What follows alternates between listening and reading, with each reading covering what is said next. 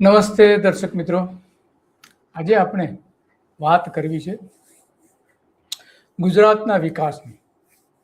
આપણે જોઈએ છે કે અત્યારના જે રાજનેતાઓ છે, સત્તામાં જે બેઠેલા છે, એ સાંજ પડે ત્યાં સુધીમાં 1000 વખત વિકાસની વાતો કરતા હશે. વિકાસ થયો, આટલું બધી ઇકોનોમી વધી, આ થયું, તે થયું, બધું જ થયું. અને પર્યાવરણ દિવસ પણ ઉજવે છે. આ 5 તારીખ ગઈ તો 5 તારીખે પર્યાવરણ દિવસની પણ ઉજવણી કરી, કે જેથી કરીને બતાવે કે અમે માત્ર ને માત્ર વિકાસ પાછળ જ દોડ નથી મૂકતા, અમે પર્યાવરણની પણ ચિંતા કરીએ છીએ, વૃક્ષારોપણ કરીએ છીએ, જેને ફોટો પડાવે છે, વિડીયો લે છે, સેલ્ફી લે છે, બધું જ કરે છે. 5 જૂને આખા ગુજરાતમાં મોટાભાગના રાજકીય નેતાઓએ આ તસવીરો ખેંચાઈને સોશિયલ મીડિયા પર મૂકી દીધી. પણ વાસ્તવમાં કોઈ ચિંતા કરે છે ખરા પર્યાવરણનું? બિલકુલ નથી કરતા. અને એની જ વાત કરવી છે આપણે. વાત એટલા માટે કરવી પડે છે કે આપણા માનનીય વડાપ્રધાન નરેન્દ્ર મોદી સાહેબ ગુજરાત આવીને ફરી એક વખત ગયા. 30 કરોડ રૂપિયાનો આપણો ધુમાડો પણ કરીને ગયા. સુરતમાં 18,000 કરોડ રૂપિયાના વિકાસના કામોને મંજૂરી આપી. બાજુમાં જ, સુરતની બાજુમાં જ હજીરા જે ઔદ્યોગિક કેન્દ્ર છે, દરિયાકાંઠે, ચારે બાજુ દરિયો છે, તાપી નદી મળે છે, તાપીનો મુખ પ્રદેશ છે, ત્યાં એમણે એક ઉદ્ઘાટનમાં કહ્યું હજીરાનો વિકાસ કેટલો થયો છે. થયો છે વિકાસ, કોઈ સવાલ નહીં, કારણ કે આજે 1 લાખ કરોડ રૂપિયાનું ત્યાં રોકાણ હોવાનો અંદાજ છે. અને 13 જેટલી તો મલ્ટીનેશનલ કંપની, 13 થી 15 તો મલ્ટીનેશનલ કંપનીઓ ત્યાં કામ કરે છે. વિકાસ થયો છે, આર્થિક વિકાસ થયો છે, એમાં કોઈ સવાલ નથી. પણ આપણે ચિંતા એ થાય છે કે આર્થિક વિકાસની પાછળ વિનાશ કેટલો થઈ રહ્યો છે. અનેક લોકો ત્યાં પરેશાન છે હજીરામાં. એની આપણે વાત કરવી છે, કારણ કે 20 કિલોમીટરના જે ચોરસ કિલોમીટરમાં ચેરના જંગલો સાફ થઈ ગયા છે. અને ત્યાં જઈને આપણા મોદી સાહેબ પર્યાવરણ દિવસની ઉજવણી કરે છે અને બાજુમાં જ વૃક્ષારોપણ પણ કરે છે. એ હજીરામાં જે આપણા વડાપ્રધાન ગયા હતા, એનાથી થોડે જ દૂર, વધારે નહીં, થોડા ડગલા ત્યાંથી જો દૂર ગયા, માત્ર 1/2 કિલોમીટર હજીરા ગામ આવે છે. એ હજીરા ગામમાં માત્ર રોકાયા હોત અને ત્યાંના લોકોને મળીને પૂછ્યું, ભાઈ તમે સુખી છો? એકે એક નાગરિક કહે કે અમે આ હજીરાના ઔદ્યોગિક વિકાસથી બિલકુલ સંતોષ નથી, અમે દુખી જ છીએ. એના કારણો પણ કે,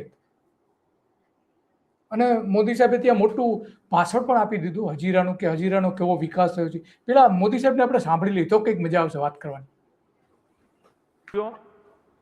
यहां सूरत में आपके बीच आने से पहले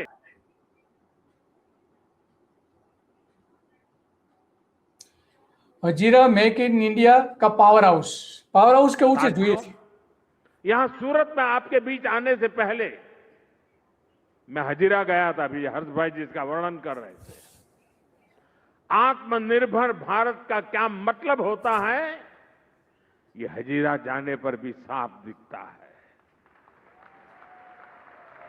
हजीरा आज केवल एक औद्योगिक क्षेत्र नहीं है, एक ऐसा इकोसिस्टम बन चुका है जहां एनर्जी है, स्टील है, डिफेंस प्रोडक्शन है, पोर्ट है और ग्लोबल ट्रेड का इकोसिस्टम है. हजीरा देश के एक बड़े मैरीटाइम इंडस्ट्रियल हब के रूप में विकसित हो रहा है, आत्मनिर्भर भारत के एक बड़े सेंटर के रूप में उभर रहा है. તો આ મોદી સાહેબ જે આત્મનિર્ભરની વાત કરે છે, તો આ આત્મનિર્ભર શું છે? માત્ર પૈસા કમાવા એ જ, કે પર્યાવરણ પણ આત્મનિર્ભર હોઈ શકે છે? શું હોઈ શકે છે? આ જોઈ શકીએ છીએ હજીરાનો વિકાસ નકશો આપણે જોઈ શકીએ છીએ. હજીરા ફોરેસ્ટ, જે મેંગ્રુવ્સ જે છે, એની આ ચારે બાજુ મેંગ્રુવ્સ પેલા કેવા હતા અને અત્યારે કેવા છે ને, નકશાઓ, નાના નકશાઓમાં આપણે, અને ગ્રાફિક્સમાં ઇન્ફોર્મેશન પણ આપણે જોઈ શકીએ છીએ. તો એ આ જોવું એટલું જ જરૂરી છે કે એમાં સ્પષ્ટપણે દેખાય છે કે કઈ કઈ વસ્તુ ક્યાં છે. તો મોદી સાહેબ હજીરા ગયા હતા, ત્યાં ઉજવણી કરી, બધું જ કર્યું, એમણે વાતો પણ કરી. આગળ શું કહે છે એ પણ આપણે સાંભળીશું. 1/2 કિલોમીટર જો અંદર ગયા હોત અને ગામમાં સ્ટીલ ડસ્ટ કેટલી ઉડે છે, જો એ ત્યાં એમણે નજર કરી હોત તો આ જે મોટી મોટી વાતો કરી છે બધી જ ધોવાઈ ગઈ. કારણ કે ત્યાં હવાની ગુણવત્તા બિલકુલ નકામી થઈ ગઈ છે, બિલકુલ નીચે આવી ગઈ છે. રિફાઇનરીઓ, પાવર પ્લાન્ટ્સ અને સ્ટીલ કંપનીઓમાંથી નીકળતો ધુમાડો, ફ્લાય એશ, આ બધું જ છે ત્યાં. બધું જ હોવાના કારણે આ આખી પરિસ્થિતિ છે. અને ત્યાં જે એસઆર જૂથ હતું, પેલા હવે નામ બદલાઈ ગયું છે, ત્યારે 250 કરોડ રૂપિયા નું જે એમની જે જમીનો હતી એ જમીનને પચાવી પાડવામાં આવી હતી. આ બધું આખું જે સ્કેન્ડલ બહાર લાવ્યા હતા એ લાવનારા હતા અર્જુન મોઢવાડિયા, અત્યારે વનપ્રધાન છે. એમણે જ આ વડાવ્યા હતા. અને આજે આ વનપ્રધાન અર્જુન મોઢવાડિયા નરેન્દ્ર મોદીના ખાસ બની ગયા છે, પણ આની સામે એક પણ પગલું ભરતા નથી, એક પણ લેવાતા. કારણ કે હજીરામાં કેમિકલ વેસ્ટ નાખેલું છે અને સીધું દરિયામાં ઠાલી દેવામાં આવે છે. તાપી નદીના પર છોડવામાં આવે છે. એના કારણે દરિયાઈ જીવ સૃષ્ટિને નુકસાન થયું છે, લગભગ નાશ પામી છે. ત્યાંના લગભગ 2000 જેટલા માછીમારો ને માછલી મળતી નથી. દરિયોનો સર્વેનાશ થઈ ગયો, દરિયો પૂરી દેવાયો છે. ફળદ્રુપ જમીનો ઔદ્યોગિક ખેતી માટે લેવાઈ હતી, જેનાથી સ્થાનિક ખેતી પણ જોખમાય છે. ખેતીમાં ભારે પ્રદૂષણ આવી ગયું છે. ગૌચરની જમીનો ગામડાની જતી રહી છે. યોગ્ય વળતર પણ મળતું નથી. આ એક ટાપુ જોઈએ, ટાપુમાં પણ આ જ રીતે આપણે જોઈ શકીએ છીએ. ઔદ્યોગિક રોકાણ ભલે 1 લાખ કરોડનું થયું હોય, ત્યાં રિલાયન્સ છે, એલએનટી છે, અદાણી છે, ઓએનજીસી છે, એએમએનએચ સ્ટીલ છે, એનટીપીસી પણ છે ત્યાં. તો આ તો ઘણું બધું છે ત્યાં, નથી એવું કંઈ નથી. અસરગ્રસ્ત આસપાસના 15 ગામો જે છે એના પ્રદૂષણ અને જમીનના મોટા પ્રમાણમાં વિવાદ છે, વિરોધ છે. લોકો વિરોધ કરી રહ્યા છે કે અમે તો આ ઉદ્યોગો લાવીને અમારું તો સર્વનાશ નોતરી દીધું છે. તો આ બધી વાતો અને બતાવતા જ હશે, કારણ કે આ બધી જ રજૂઆતો વડાપ્રધાન સુધી થઈ છે અને વડાપ્રધાનને રજૂઆતો કરવામાં આવી છે. તો એ જાણતા જ હશે, અને ન જાણતા હોય એવું તો આપણે માની ન શકીએ. તો આ હજીરાના બીજા કેટલીક તસવીરો છે પણ આપણે સાથે સાથે જોતા જઈએ. તો મેંગ્રુવ્સને 3 દાયકામાં અહીંયા ડેવલપમેન્ટના કારણે હજારો હેક્ટર મેંગ્રુવ્સ નાશ પામ્યા છે. સેટેલાઇટ ઇમેજીસમાં આપણે સ્પષ્ટપણે આ જોઈ શકીએ છીએ. પેનેઝુએલા દ્વીપકલ્પ જે આપણે જોયો અગાઉના ફોટોમાં, તો એ ફોટોમાં પણ આપણે જોઈ શકીએ છીએ પેનિનસુલા અને તેની આસપાસના વિસ્તારમાં 3 દાયકામાં આશરે 1500 થી 2000 હેક્ટર, એટલે કે આશરે લગભગ 1500 થી 20 ચોરસ કિલોમીટર આ જોઈ શકાય છે. આ ટાપુ છે જેટલા મેંગ્રુવ્સ અને સંલગ્ન મડ ફ્લેટ એટલે કે કાદવવાળી જમીન નાશ પામ્યા છે અને અથવા ભારે ક્ષતિગ્રસ્ત થયા છે. કાયદાકીય મંજૂરી વિના મેંગ્રુવ્સની કત્લે આમ ચલાવી દેવામાં આવી છે અને જેના માટે અદાલતે પણ કંપનીઓને કરોડો રૂપિયાનો દંડ પણ ફટકાર્યો છે. તો અહીંયા એક બાજુ આ જોઈ શકાય છે, બીજી બાજુ સ્થાનિક લોકોને રોજગારી બિલકુલ મળતી નથી. અહીંયા લગભગ ઓછામાં ઓછા 5 થી 10 લાખ લોકો અહીંયા સ્થાનિક રીતે અને બહારથી આવીને પણ કામ કરી રહ્યા છે, ત્યાં રહીને પણ અને બહારથી. એસઆર સ્ટીલથી લઈને કે જે અત્યારે આપણે જાણીએ છીએ એએમએનએસ ઇન્ડિયા તરીકે ઓળખાય છે, એને 20 હેક્ટર જેટલી જમીન પર ગેરકાયદેસર કબજો જણાવી દીધો અને એના પેટે આ દંડ એને ફટકારવામાં આવ્યો. આ દંડની રકમ ત્યારે 20 હેક્ટર અને અર્જુન મોઢવાડિયાએ ઝુંબેશ ચલાવી હતી એના કારણે થયું હતું. તો આ આખી જે મુદ્દાઓ છે દરિયાકાંઠા ઉપર લગભગ ખતમ, દરિયાકાંઠો લગભગ પૂરો કરી નાખ્યો, કારણ કે માછલીઓ મળતી નથી. માછીમારો અત્યારે બેકાર થઈ ગયા છે અને દરિયો પૂરી દેવામાં આવ્યો છે. આ કંપનીઓ દ્વારા દરિયો પૂરી દેવામાં આવ્યો છે અને દરિયો પણ એનજીટીએ 25 હેક્ટરથી વધુ વિસ્તારમાં થયેલા બાંધકામ અંગે પ્રશ્નો ઉઠાવ્યા હતા. પર્યાવરણની મંજૂરીની શરતોનું પાલન કર્યું ન હોવાના કારણે દરિયાકાંઠા ઉપરના બાંધકામો, મેંગ્રુવ્સ અને પર્યાવરણની મંજૂરીથી લઈને માછીમારોથી લઈને જે બધી ફરિયાદો હતી, 25 હેક્ટર વિસ્તાર આ રીતે બનાવ્યો છે. અને નવી જમીનોના પણ વિવાદો આપણે જાણીએ છીએ. વિધાનસભામાં પણ સરકારે સ્વીકાર્યું છે કે ઘણા બધા વિવાદો છે. 62 હેક્ટર સરકાર જમીન પર કબજો કોઈકે કરી લીધો છે. કેટલીક કંપનીઓએ 106 કરોડથી વધુ દંડ ફટકારવામાં આવ્યો હતો એવું પણ સરકારે કબૂલ કર્યું. વધારાના 173 હેક્ટર દરિયાકાંઠા અને સરકારી જમીન સંબંધિત કેસોની પણ તપાસ ચાલી રહી છે. તો આટલા મોટા પ્રમાણમાં ત્યાં દરિયો પૂરી દીધો છે અને છતાં પણ સરકાર અને મોદી સાહેબ કહે છે કે ભાઈ આપણે વિકાસ કર્યો છે. તો આમાં વિકાસ ક્યાં અને કઈ રીતે કર્યો, સવાલ એ આવે છે. તો આગળ આપણે મોદી સાહેબને પણ સાંભળીએ કે એમનું શું કહેવું છે અને કઈ રીતે તે વાત કરી રહ્યા છે.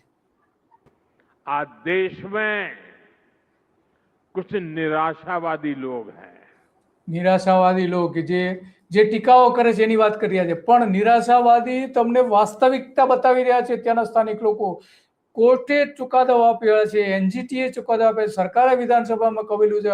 અર્જુન મોઢવાડિયા તમારા સાથીદાર, તમે જેને કોંગ્રેસમાંથી ભાજપમાં લાવ્યા છો, એણે આ એસઆરનો આખી જંગલની જમીનો ને જંગલો આપી દીધા ને જંગલો કાપી નાખ્યા, બધી જ રજૂઆતો વિધાનસભામાં કરેલી હતી. એને તમે નિરાશાવાદી કહો છો? जो आत्मनिर्भर भारत अभियान का मजाक उड़ाते रहते हैं। આત્મનિર્ભર એટલે માત્ર 1 લાખ કરોડ રૂપિયાનું ત્યાં મૂડીરોકાણ થાય અને ભારતમાં ચીજ વસ્તુ બને એટલા પૂરતું જ છે આત્મનિર્ભર? કેમ વન માટેની, કેમ દરિયાકાંઠેની, કેમ તાપી નદી સમૃદ્ધ બને એના માટેની આત્મનિર્ભર? બીજાના આધારિત આપણે રહેવાનું છે? देश के इस संकल्प को वो लगातार नीचा ही दिखाते हैं। નીચો બતાવે, દેશને ये वो નીચે लोग બતાવે છે हैं એવું કહ્યા છે. जिन्होंने हमेशा भारत को दूसरे देशों पर निर्भर रखा। वो लोग ये भूल जाते हैं कि दूसरों पर निर्भर देश विकास की वो ऊंचाई कभी प्राप्त नहीं कर सकता। હજીરા પણ બીજા આધારિત થઈ ગયું છે. પેલા ત્યાં આજે 15 ગામ હતા, સ્વનિર્ભર હતા, આત્મનિર્ભર હતા. આ ઉદ્યોગો તો એનો તો સર્વનાશ થઈ ગયો છે, દરિયાનો સર્વનાશ થઈ ગયો છે. આમાં આત્મનિર્ભર કઈ રીતે? આ તો ગુજરાત ભક્ષી ઉદ્યોગો કહી શકાય એવી પરિસ્થિતિ ત્યાં ઊભી થઈ છે. હર્ષ સંઘવી પણ આના વિશે કહે છે કે મોદી સાહેબ વિશે બહુ મોટી મોટી વાતો પણ એમણે આ જ સભામાં કરી હતી. આજે પહોંચે છે એ આપણા મોદી સાહેબનું શાસન. મોદી સાહેબ આવ્યા ને શું થયું? મોદી સાહેબ આવ્યા ને પછી કોઈ ગરીબને જઈને પૂછો કે આઝાદીના વર્ષ સુધી જે કાચા મકાન ને તાડપત્રી નીચે રહેતું હતું સાહેબ, આઝાદી પછી બધા રહેતા હતા, તો અત્યારે શું પરિસ્થિતિ? અત્યારે છેલ્લામાં છેલ્લા જે અહેવાલો છે કે 3 લાખ આદિવાસી કુટુંબો પાસે રહેવાને મકાન નથી. ઝૂંપડામાં રહે છે કે ખેતરમાં રહે છે, પણ એને પાક્કું મકાન નથી. તો કોઈએ જીવનમાં આટલા મોટા વર્ગમાં જ્યારે આટલા ગરીબો રહેતા હતા, ક્યારેય કોઈ પ્રધાનમંત્રીએ આવું સપનું જોયું ને સપનું સાકાર કરવાનું વિચાર્યું બી નતું. એવું આપણા મોદી સાહેબે કર્યું. 4 કરોડ પાક્કા ઘરો બનાવ્યા. 10 આખા દેશની વાત કરી રહ્યા છે. 4 કરોડ. ગુજરાતમાં કેટલા બન્યા? ગુજરાતમાં નરેન્દ્ર મોદીએ વચન આપ્યું હતું 2012માં વડાપ્રધાન બનતા પહેલા કે 50 લાખ મકાનો ગુજરાતમાં બનશે. એ પહેલા 2007માં એમણે કહ્યું હતું કે તમામ આદિવાસીને જેમની પાસે ઘર નથી એ તમામને હું ઘર આપીશ. આ 2007ની વિધાનસભાની ચૂંટણી પહેલા વચન આપ્યું હતું. આજે શું પરિસ્થિતિ છે? 3 લાખ લોકો ઝૂંપડામાં જીવી રહ્યા છે આદિવાસી વિસ્તારોમાં, કે જ્યાં 2007માં જ એમને મકાનો આપી દેવા અને 2007માં ચૂંટાયા પછી તમામને મકાનો આપવાના હતા, નથી આપી શક્યા. અને હર્ષ સંઘવી મોટી વાતો કરોડ શૌચાલય બનાવ્યા. 50 કરોડ ગરીબોના જનધન ખાતા ખોલ્યા. 10 કરોડ પરિવારમાં ઉજ્જવલા ગેસ જોડાણ પહોંચાડ્યું અને 80 કરોડ ગરીબોને મફતમાં રાશન આજે પહોંચે છે.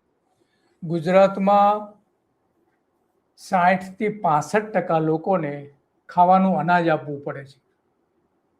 ખાવાનું અનાજ આપવું પડે છે. એનો મતલબ એ થયો કે ગરીબ છે કે અનાજ ખરીદી નથી શકતા અને સરકાર એને સસ્તામાં આપે છે. તો ગરીબી નાબૂદીની વાત જે હર્ષ સંઘવી કરી રહ્યા છે, કઈ રીતે આમાં કોઈ મેળ નથી ખાતી? એ આપણા મોદી સાહેબનું શાસન.